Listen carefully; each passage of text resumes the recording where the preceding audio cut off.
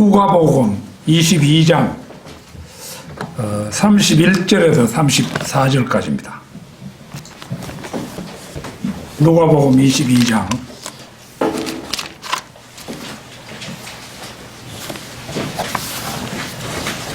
31절에서 34절 말씀.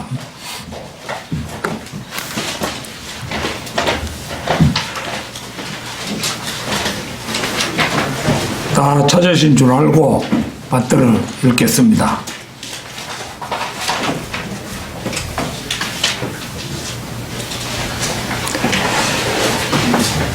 (22장) 31절에서 34절 말씀입니다. 또 주께서 말씀하시기를 시몬아 시몬아 보라 사탄이 너희를 밀처럼 기질하려고 찾았느니라. 그러나 네 믿음이 약해지지 않도록 내가 너를 위하여 기도하였으니 네가 회심하게 되면 네 형제들을 굳게 하라고 하시더라.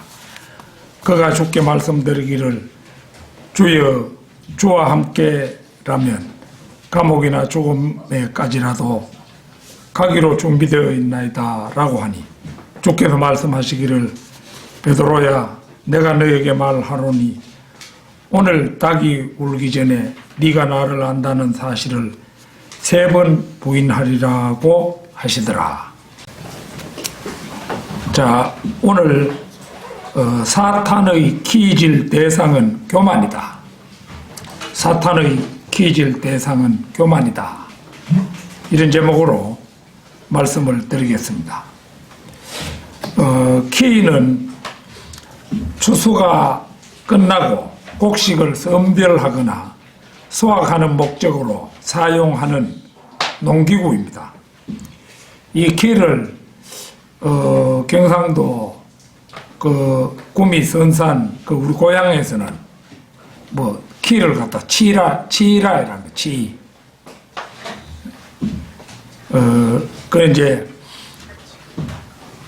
앞은 넓고 평평하고 뒤는 좁고 우거하게 고리버들이나 대쪽 같은 것으로 엮어서 만듭니다. 곡식을 담고 까부르면 이제 이 까분다는 게 키를 이렇게 양손으로 잡고 이렇게 하는 거 이게 까부는 겁니다. 까부는 건데 그 까부르면 가벼운 쭉정이는 바람에 날아가거나 앞에 남고 무거운 것은 뒤로 모여 따로 구분할 수가 있습니다. 키로 곡식을 까부르는 것을 이제 키질이라고 하여 바람이 조금 부는 날에는 바람을 등지고 까불어주면 키질이 잘 됩니다. 저는 시골에서 자라났기 때문에 키를 일상적으로 보았고 이제 콩타작, 보리타작, 벼타작 이런 걸 할 때면은 우리 할머니께서 마지막 처리 과정에서 키질 하시는 것을 무수히 보았고 나 자신도 웬만큼은 키질을 해보아서 지금이라도 누가 키질을 하라 한다면 자신 있게 할 수 있을 듯 합니다. 키질을 하면 곡식 외에 흙을 가려내기도 하고 알곡이 아닌 줄기의 토막이나根부를 다 날려버리고 순수한 알곡만을 모을 수가 있게 되는 것입니다. 태초의 세상에서 5번째 그룹 루시퍼가 교만으로 타락하여 많은 천사들을 선동하여 반란을 일으켰습니다. 그리하여 처음 세상은 물로 심판을 받았습니다. 그 심판받은 모습이 창세기 1장 2절 말씀입니다. 그런데 하나님께서는 그 반역한 사탄을 셋째 하늘에서 추방하셨습니다마는 당장 멸망시키지는 않으셨습니다. 대신 창세기 1장 3절부터 재창조를 통해 만물을 창조하시고 그들을 다스릴 인간을 주인공으로 창조하셔서 그 인간에게 자유의지를 부여하셨습니다. 그리고 하나님께서는 인간에게 하나님과 사탄 중 어느 한쪽을 선택하게 하시고 그 삶의 결과에 따라 낙원과 지옥에 수용해 오셨습니다. 하나님 한 분만 계시면 인간이 하나님밖에 선택할 수가 없잖아요. 그렇기 때문에 당장 멸망시켜야 될 사탄을 오히려 살려두셔서 이제 제3자를 하나 만들어 놓으니까 인간은 마귀 아니면 하나님을 택할 수 있는 자유의지가 주어지는 것이잖아요. 하나님께서는 역사 이래 하나님 쪽을 택한 성도들을 연단하시려는 목적하에 사탄을 통해 기지를 해오셨습니다. 먼저 사탄은 에덴 동산에서 이브에게 접근해서 실족시키고 아담마저도 아내의 말을 따르게 함으로써 실족시켰습니다. 그날 이후 세상은 인간의 혼을 두고 하나님과 사탄 사이에 각축장이 되었습니다. 욥기 23장 10절을 찾겠습니다. 욥기 23장 10절입니다.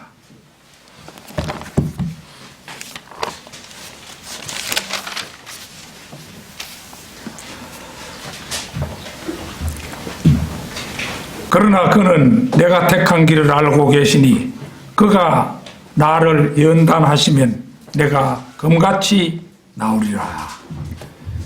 쇠붙이를 불에 달군 후에 두드려서 단단하게 하듯이 하나님께서는 시련을 통해 성도의 혼들을 연단해 오셨습니다. 모든 믿음의 선진들도 연단을 통해 큰 믿음의 용사들이 되었음은 성경이 보여주는 역사의 다름이 아닙니다. 오늘의 본문 말씀에 나오는 예수님의 수제자 베드로도 예외가 아니었습니다. 그는 기회가 주어질 때마다 담대한 믿음을 고백했습니다마는 그 역시도 영락 없이 사탄의 키질 앞에 서게 되는 것을 오늘 본문 말씀을 통해서 보게 됩니다. 아니, 오히려 그는 사탄의 키질 앞에서 다시 일어날 희망도 가지지 못할 만큼 처참하게 패배하여 버렸음을 우리는 말씀을 통해서 확인합니다.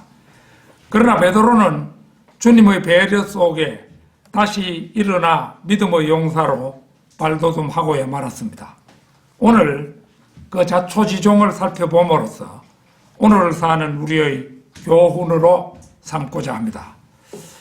사탄의 기질 대상은 교만이다. 첫째, 사탄은 6,000년 동안 인간을 시험해 온 기질의 명수라는 사실입니다.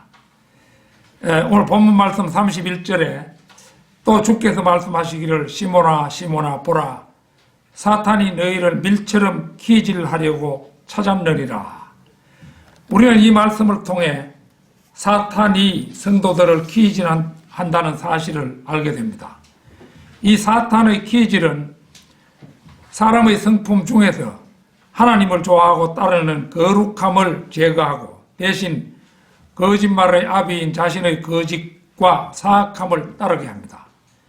주 예수 그리스도께서는 자신을 따르는 제자들을 기질하려고 접근하고 있는 사탄을 보고 말씀을 하셨습니다.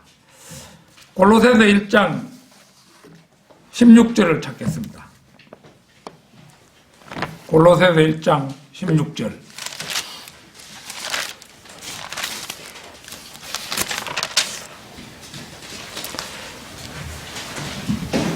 이는 만물이 그에 의하여 창조되되 하늘에 있는 것들과 땅에 있는 것들과 보이는 것들과 보이지 않는 것들과 보좌들이나 주권들이나 정사들이나 권세들이나 만물이 그에 의하여 또 그를 위하여 창조되었기 때문이라.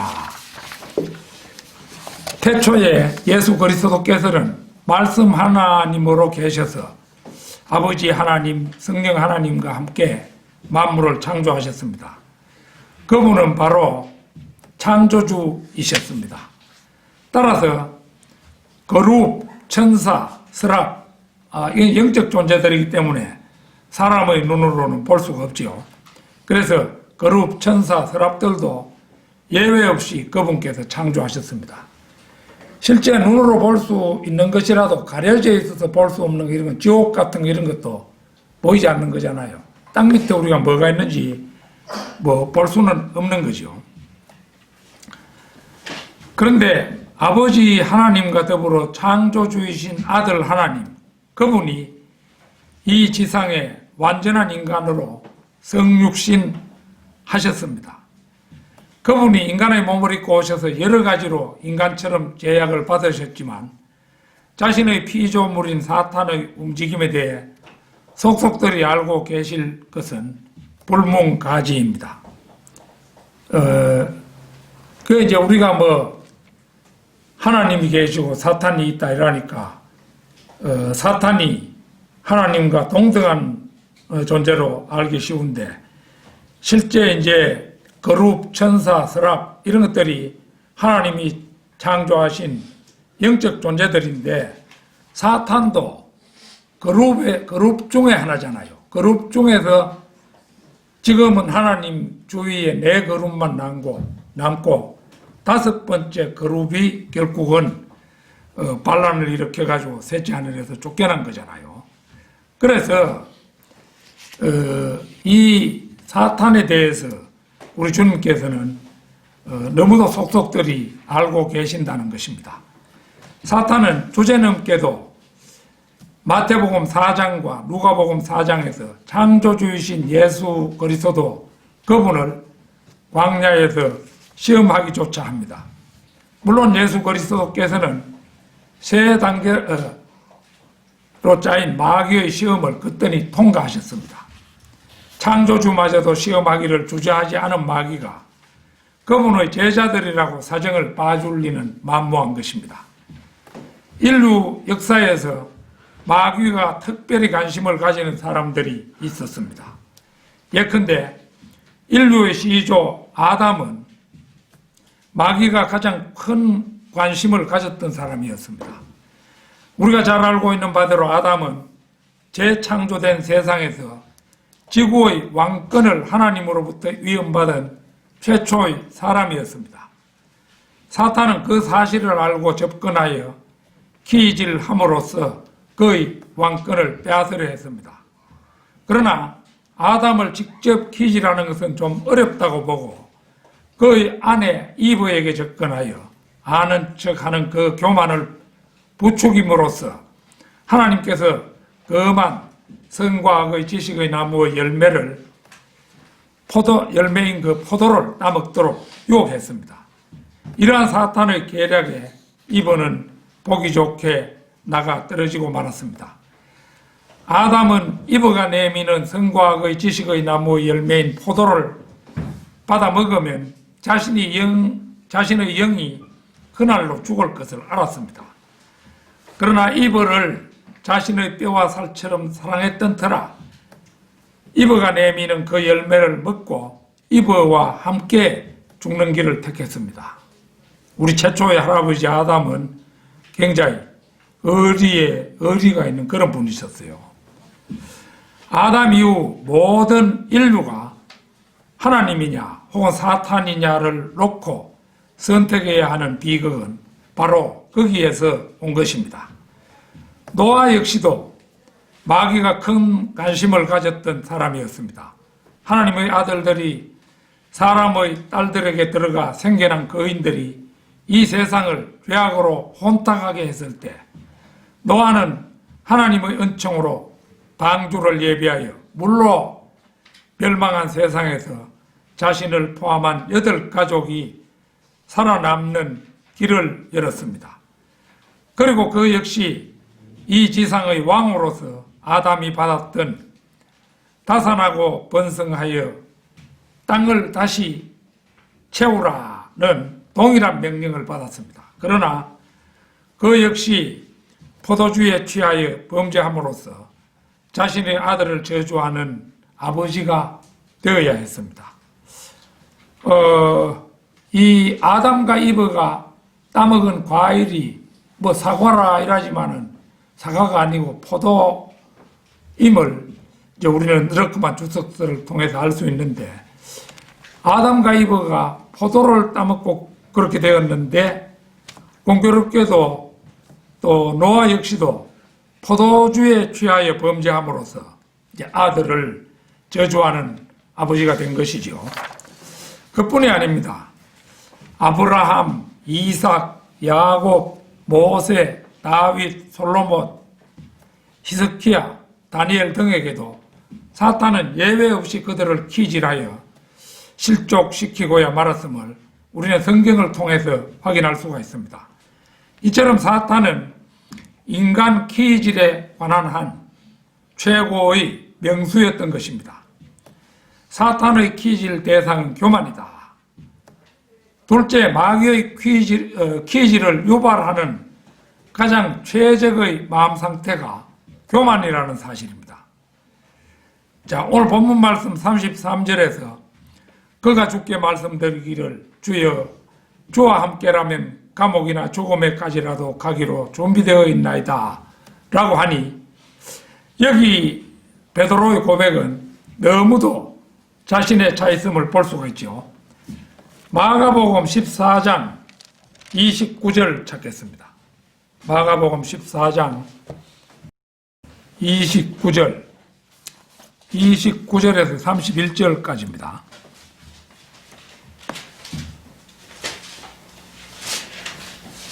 그러자 베드로가 주께 말씀드리기를 비록 모두 다 실족할지라도 나는 그렇지 아니하겠나이다 라고 하니 예수께서 그에게 말씀하시기를 진실로 내가 네게 말하노니 오늘 이 밤 닭이 2번 울기 전에 네가 나를 3번 부인하리라고 하시니라. 그러나 베드로가 더 강력히 말하기를 내가 주와 함께 죽을지언정 결코 주를 부인하지 아니하겠나이다 하니 제자들이 모두 그렇게 말하더라. 여기서도 베드로의 고백은 자신만만합니다. 비록 모두 다 실족할지라도 나는 그렇지 아니하겠나이다. 마귀의 키질을 전혀 모르는 베드로에게 전지전능한 하나님이신 주님께서는 앞니를 다 내다 보고 진실로 내가 네게 말하노니 오늘 이 밤 닭이 2번 울기 전에 네가 나를 3번 부인하리라고 일러주시는데도 불구하고 그의 자신만만함은 끊길 줄을 모릅니다. 내가 주와 함께 죽을지언정 결코 주를 부인하지 아니하겠나이다. 베드로뿐만 아니라 다른 제자들의 고백도 자신만만했습니다. 그러나 이러한 자만은 마귀가 깃들기 쉬운 최적의 마음 상태, 곧 교만에 해당합니다. 그는 마귀가 얼마나 상냥하고 나긋나긋하게 다가오는지 알지 못했고 거기에 사람이 얼마나 쉽게 속아 넘어가는지 미처 깨닫지도 못한 채 사탄의 기질에 속수무책으로 나가 떨어지고 말았던 것입니다. 전지전능하신 하나님이신 주님께서 오늘 이 밤 닭이 2번 울기 전에 네가 나를 3번 부인하리라 이렇게 말씀하시는데도 그는 자신의 나약함을 전혀 눈치조차 채지 못했습니다. 주님의 예언대로 3번 주님을 모른다고 부인했을 때 닭이 2번째로 울었고 그는 밖으로 나가 자신의 나약함과 의리를 저버린 이율배반적인 행동에 비통하게 울어야 했습니다. 마귀는 하나님 다음으로 우리 인간의 속성을 가장 잘 알고 있는 존재입니다. 마귀는 6,000년 동안이나 인류의 속을 훤히 들여다보며 필요할 때마다 키질을 해온 존재입니다. 세상에서 마귀의 정체에 대해 가장 알지 못하는 멍청이들은 오순절 은사주의자들입니다. 그들은 예수 이름만 있으면 마귀가 얼씬도 할 수 없는 것으로 믿는 사람들입니다. 그래서 마귀의 속삭임인 방언을 성령의 역사로 곡해하고 여름밤 들판의 개구리들처럼 와글거리기를 좋아합니다. 그들은 마귀가 자신들을 그렇게 믿도록 만들어 놓았다는 사실을 까맣게 알지 못합니다.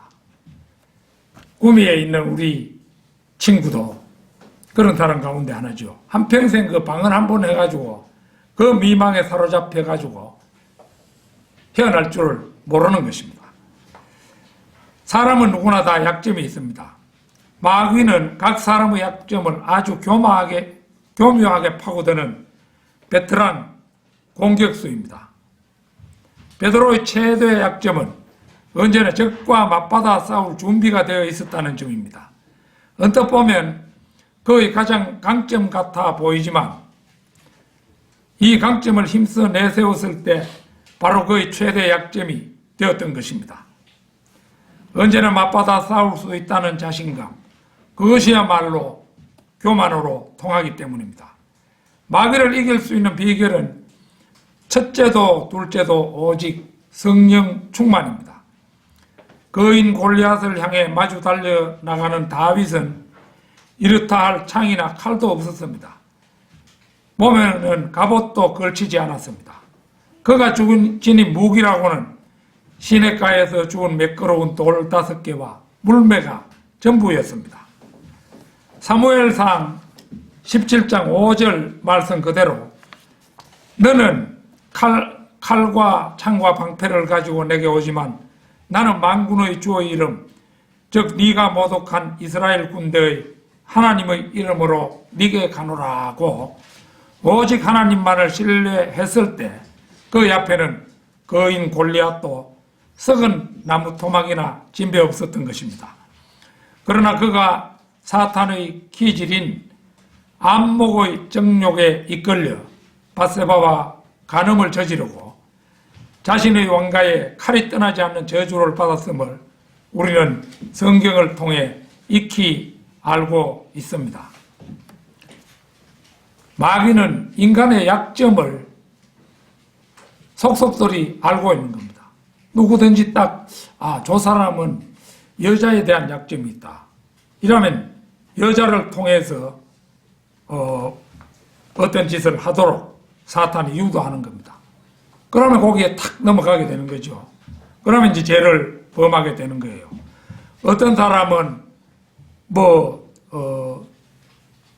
남에게 거짓말하는 이런 성질이 강하다 이러면 거짓말을 통해서 또 범죄하도록 만들고 개개인의 그 장점과 약점을 속속들이 꿰고 있는 존재가 사탄인 것입니다. 사탄의 기질 대상은 교만이다. 셋째, 주님께서 베드로에게 주신 예언대로 실족하여 잃어버린 바 된 그의 구원입니다. 주께서 말씀하시기를 베드로야 내가 너에게 말하노니 오늘 닭이 울기 전에 네가 나를 안다는 사실을 3번 부인하리라고 하시더라. 이 예언은 불과 몇 시간 뒤에 사실로 이루어지고 말았습니다. 요한복음 18장 16절 17절 찾겠습니다. 요한복음 18장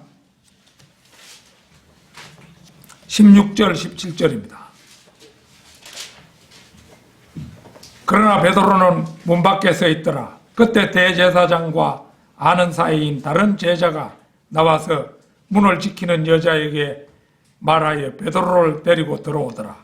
그 문을 지키는 소녀가 베드로에게 말하기를 너도 이 사람의 제자들 가운데 하나가 아니냐고 하니 그가 말하기를 나는 아니라고 하더라. 대문 밖에 있던 베드로가 요한의 도움으로 안으로 들어갈 찰나에 첫 번째 위기가 닥칩니다. 첫 번째 부인이 하찮은 대문지기 소녀 앞에서 행해집니다. 너도 이 사람의 제자들 가운데 하나가 아니냐 하는 질문에 나는 아니라고 대답하고 맙니다. 이 장면을 두고 많은 설교자들은 베드로가 겁을 집어먹었기 때문이라고 분석하지만 베드로는 결코 겁을 집어먹은 것이 아니었습니다. 앞서 10절에서 그는 칼을 휘둘러서 말코의 귀를 잘라버릴 만큼 겁을 모르는 사람이었습니다. 네 칼을 칼집에 꽂으라고 주님께서 명령하지 않으셨더라면 그는 계속 자신이 죽을지언정 칼을 휘둘렀을 것이기 때문입니다. 그는 지금 주 예수 그리스도께서 그렇게 하나님의 아들이면서도 그렇게 사람들에게 붙잡혀가지고 그렇게 꼼짝 못하고 있는 그 모습을 보고 단단히 화가 났던 것입니다. 높고 높은 하나님의 아들이신 그분이 보잘것없는 자들에게 붙잡혀 꽁꽁 묶인 채 대제사장 앞에까지 순순히 끌려오신 주님이 못마땅해서 죽을 지경이고 생각만 해도 화가 치밀어 심장이 터질 것만 같았을 것입니다. 그런 와중에 너도 이 사람의 제자들 가운데 하나가 아니냐는 문을 지키는 여자의 질문을 받습니다.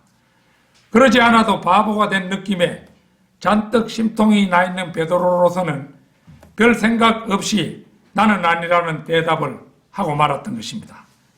그 뒤 요한복음 18장 25절을 보겠습니다. 25절. 그 한 장 넘기면 나오는데요. 시몬 베드로가 서서 불을 쬐고 있는데 그때 사람들이 그에게 말하기를 너도 그 사람의 제자들 가운데 하나가 아니냐고 하니 그가 부인하며 말하기를 나는 아니라고 하더라.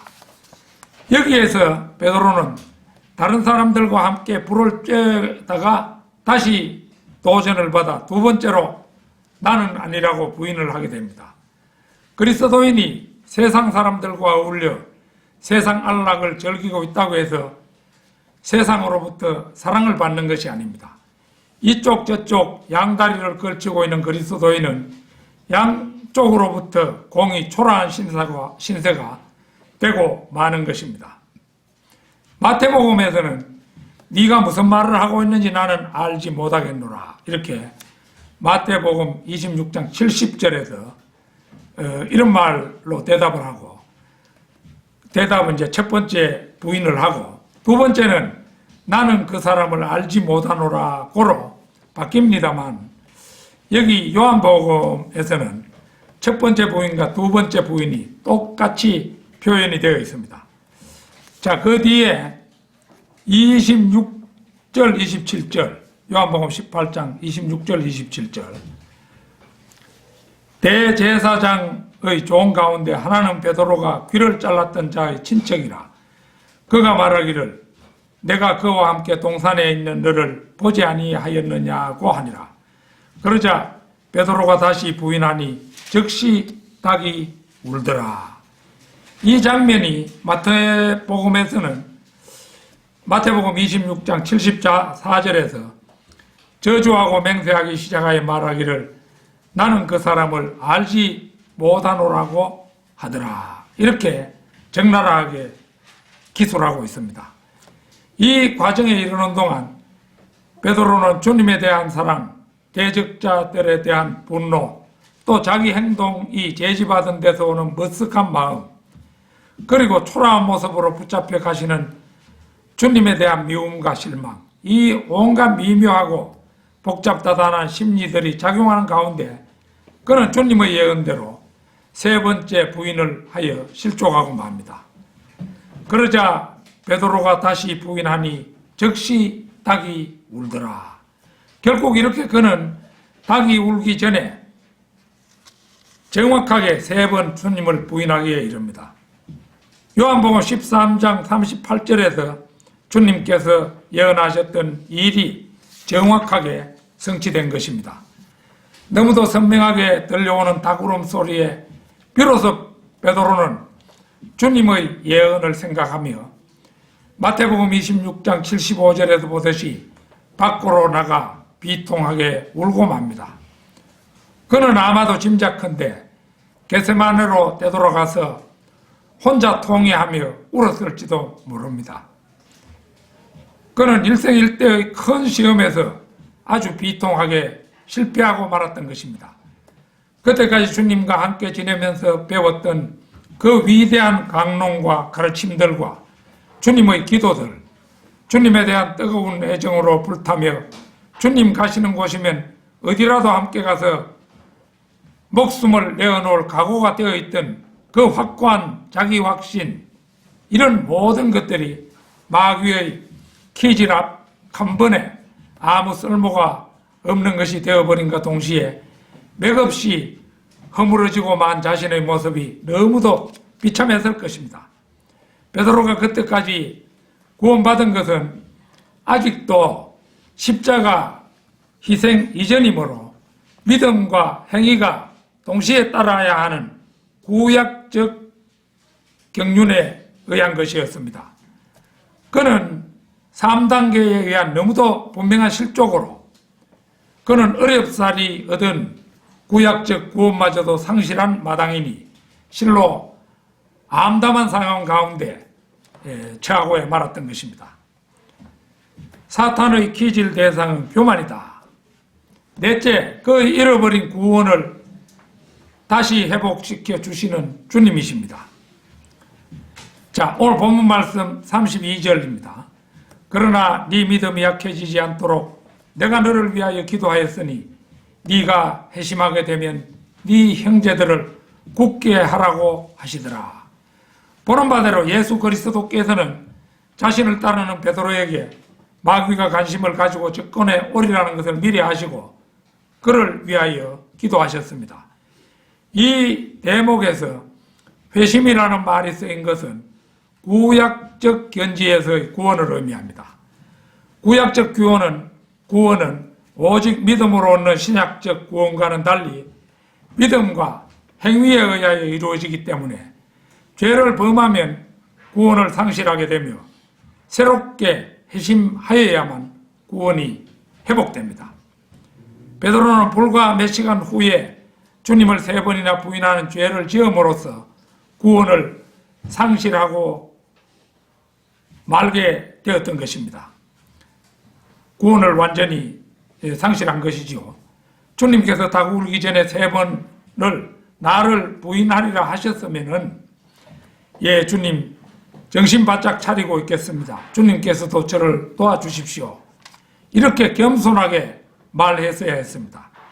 이것이 마귀의 기질에 대한 가장 정통한 대응법이었습니다.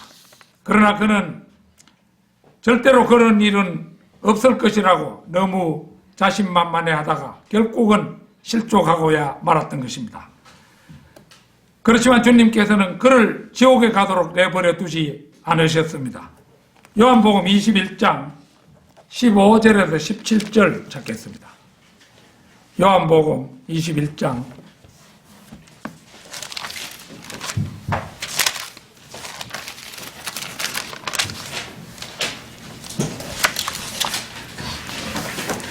15절에서 17절입니다.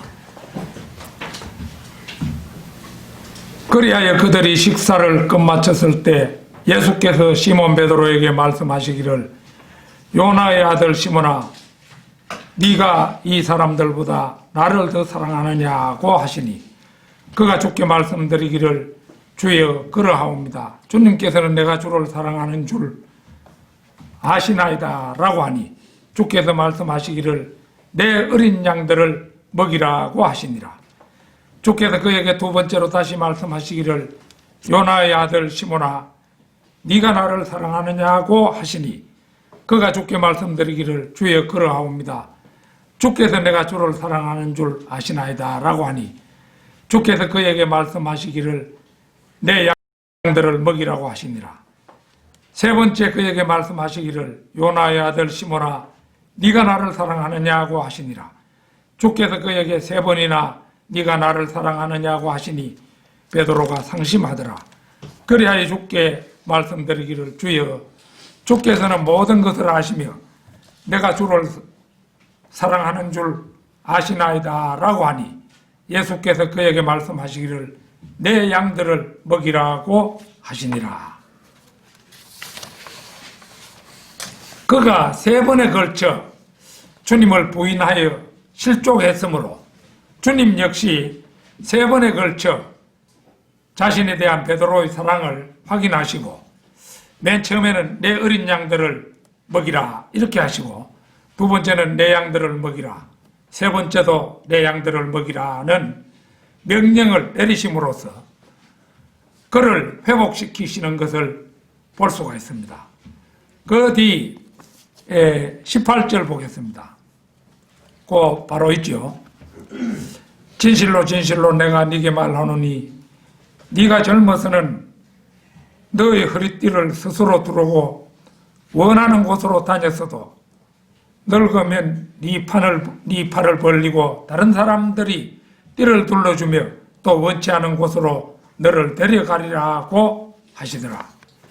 주님께서는 그가 장차 어떤 일들을 당하게 될 것인지에 대해서 계속 말씀해 주십니다. 이 말씀은 베드로의 죽음에 대해 예고해 주시는 말씀입니다.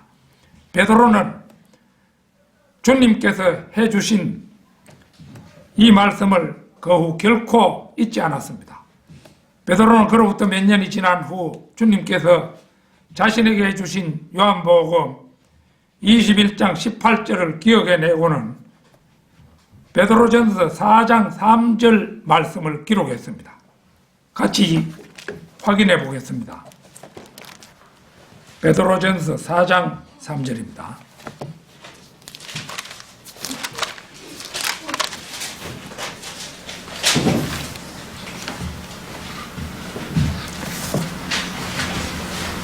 우리가 음란과 정욕과 술취함과 방탕함과 연락과 혐오스러운 우상 숭배를 행하여 이방인들의 뜻을 행한 것은 지난날의 생활로 충분하도다. 이 고백이야말로 실족해 본 사람만이 할 수 있는 고백이며 후세의 성도들에게 주는 값진 충고가 아닐 수 없습니다. 전도서 11장 9절 10절을 찾겠습니다. 전도서 11장 9절 10절.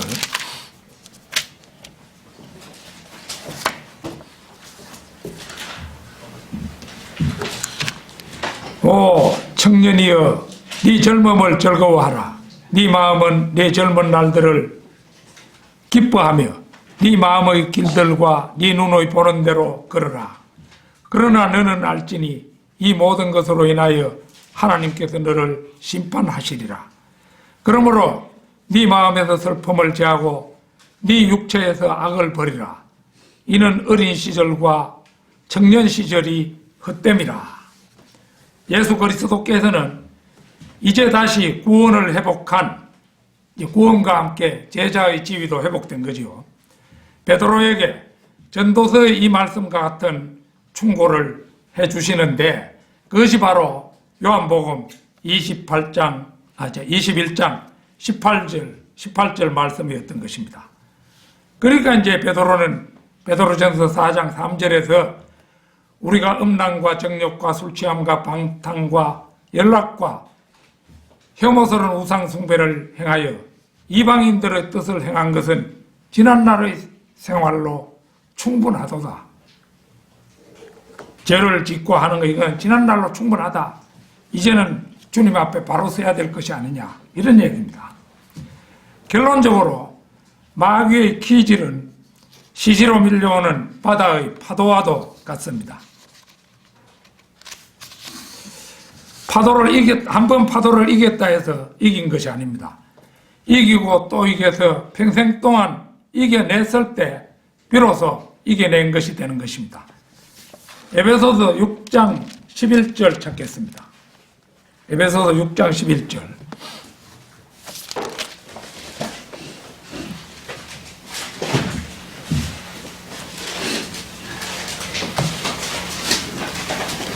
어, 11절 12절 읽겠습니다. 너희는 마귀의 술책에 대항하여 설 수 있도록 하나님의 전신 갑옷을 입어라.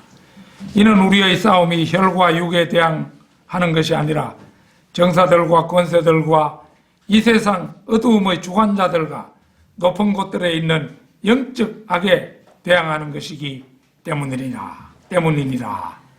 성경은 마귀와의 싸움이 정사들과 권세들과 이 세상 어두움의 주관자들과 높은 곳들에 있는 영적 악에 대항하여 싸우는 것이므로 하나님의 전신 갑옷을 입으라고 말씀합니다.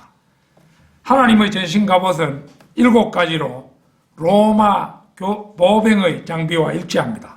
곧 허리띠, 흉배, 군화, 방패, 투구, 칼, 정강이 바지가 그것입니다. 여기에 해당하는 성도의 장비는 진리의 허리띠, 의의 흉배, 화평의 보금, 믿음의 방패, 구원의 투구, 말씀의 칼, 기도와 간구로 이루어집니다.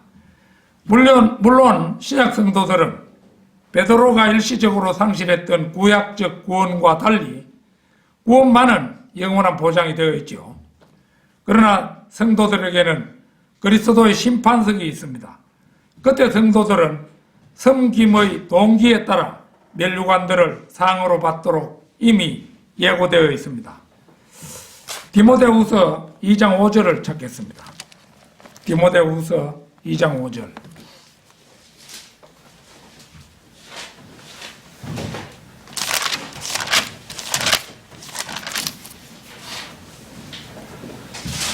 또 이기려고 애쓰는 사람이 규칙대로 하지 아니하면 면류관을 얻지 못하리라. 우리가 받는 상은 영원히 썩지 않는 말 그대로 영원한 면류관입니다. 이 상은 우리가 영원 세계에서 영원히 사는 동안 영원히 우리의 머리에 쓰고 있게 될 참으로 귀중한 면류관입니다. 이 관은 올림픽 경기에서 마라톤에 우승한 사람이 잠시 머리에 얹었다가 쓰레기통에 내버리는 그런 따위의 면류관이 아닙니다. 면류관을 얻는 길은 그리스도의 군사가 되어 십자가를 지는 길입니다. 그리하여 끊임없이 도전해오는 마귀의 퀴즈를 겸손과 기도로서 이겨낼 때 이제 그 면류관은 받을 수가 있는 것이죠. 우리 모두가 마귀의 퀴즈에 대비해서 항상 십자가를 질 각오와 겸손과 기도로서 지치지 않는 모두가 되어야 하겠습니다. 다 같이 기도드리겠습니다.